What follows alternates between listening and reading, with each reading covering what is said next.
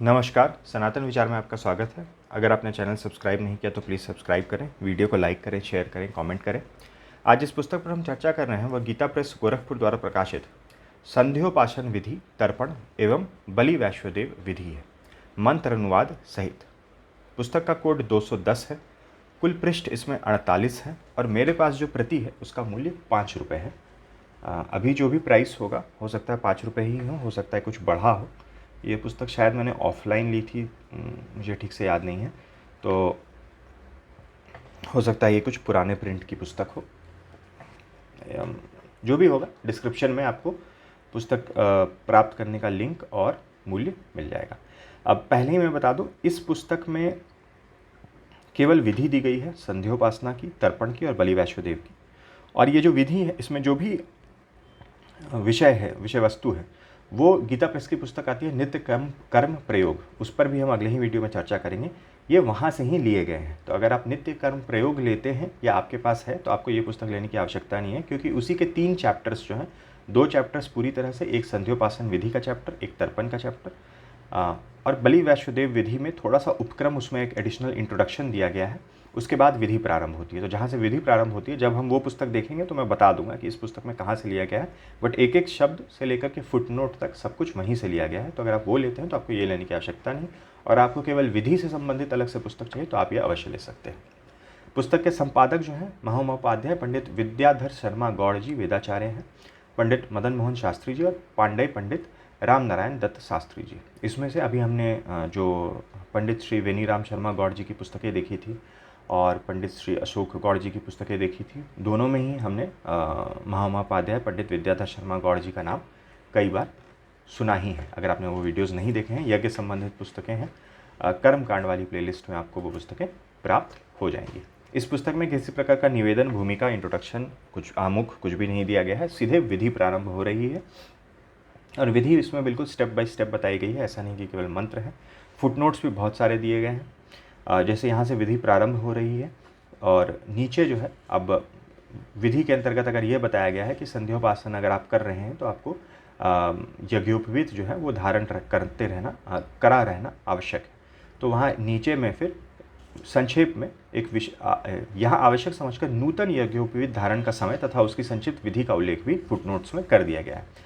वही नित्य कर्म पूजा प्रकाश जो है गीता प्रेस की पुस्तक, या इस प्रकार की जो अन्य पुस्तकें हैं, उन सब में थोड़े विस्तार से नूतन यज्ञोपवीत धारण या फिर यज्ञोपवीत अगर अपवित्र हो गया है तो उसको किस प्रकार से बदला जाए, उन सब की विधि है। बाकी यहाँ बिल्कुल स्टेप बाय स्टेप डिटेल में एक्सप्लेन करके कि आपको क्या स्मरण करना है, किस मंत्र का उच्चारण करना है, क्या आपको इस समय क्रिया करनी है, कौन से मंत्र का पाठ करना है, वो सब विस्तार से बिल्कुल संध्योपासना की समस्त विधि जो है बहुत ही डिटेल में और फुटनोट्स में एक्स्ट्रा जानकारी के साथ साथ यहाँ इस पुस्तक में बताई गई है। बाकी इसमें कोई प्रकार का बैकग्राउंड या कुछ भी एडिशनल नहीं है, केवल प्रोसेस है, पूरा प्रोसेस है और बहुत डिटेल से पूरा प्रोसेस बताया गया है। जब हम नित्य कर्म प्रयोग देखेंगे तो इस प्रोसेस के पीछे जो बैकग्राउंड था वो हमें नित्य कर्म प्रयोग में वो शेष जानकारी मिलेगी, लेकिन विधि जो है वो पूरी इस पुस्तक में भी कवर की गई है। फुटनोट्स वगैरह सब कुछ सेम है, सब कुछ सेम है, कुछ भी यहाँ से और वहाँ पे डिफरेंस नहीं है। यहाँ पे पृष्ठ संख्या 22 पे संध्योपासन की विधि समाप्त होती है, नहीं, पृष्ठ संख्या 20 पे ही समाप्त होती है। फिर यहाँ कुछ महात्म्य सहित संध्या काल निर्णय, विभिन्न ग्रंथों में संध्या काल के महात्म्य से संबंधित जो भी श्लोक इत्यादि आए हैं, याज्ञवल्क, कात्यायन, अत्रि, मनुस्मृति, ये विभिन्न स्मृतियाँ हैं, दक्ष स्मृति, देवी भागवत, वो 1-2 पृष्ठों में दिया गया है। तर्पण विधि देवर्षि मनुष्य पितृ तर्पण विधि यहाँ दी गई है। यहाँ ये भी बिल्कुल उसी प्रकार से है मंत्रों पे, और नीचे आपको विशेष स्पष्टीकरण जो भी है नीचे फुटनोट्स में दे दिया गया है। ये भी बिल्कुल नित्य कर्म प्रयोग के समान ही है। दिव्य मनुष्य तर्पण, दिव्य पितृ तर्पण, यम तर्पण, एक यहाँ पर अंतर आता है, द्वितीय गोत्र तर्पण, वस्त्र निष्पीड़न, सूर्योपस्थापन, विसर्जन और समर्पण, वह अंतर आता है बलि वैश्वदेव विधि के अंतर्गत।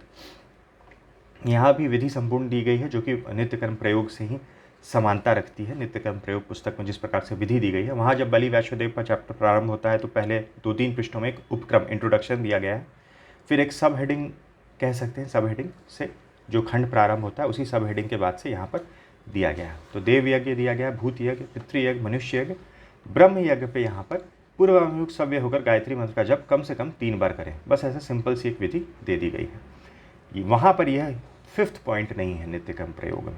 वहाँ पे ब्रह्म यज्ञ से संबंधित एक अलग चैप्टर है जहाँ पर 2 पृष्ठों में, शायद 2 या 3 पृष्ठों में विधि बताई गई है। और अगर आप वह भी विधि नहीं फॉलो कर सकते हैं तब ये वाला जो एक लाइन यहाँ दिया गया है वह बताया गया है। वहाँ पे बलि वैश्वदेव के अंतर्गत में एक जगह उसके उपक्रम में ही लिखा गया है कि शेष 4 यज्ञ जो है वो बलि वैश्वदेव के अंतर्गत आ जाते हैं, ब्रह्म यज्ञ अलग से।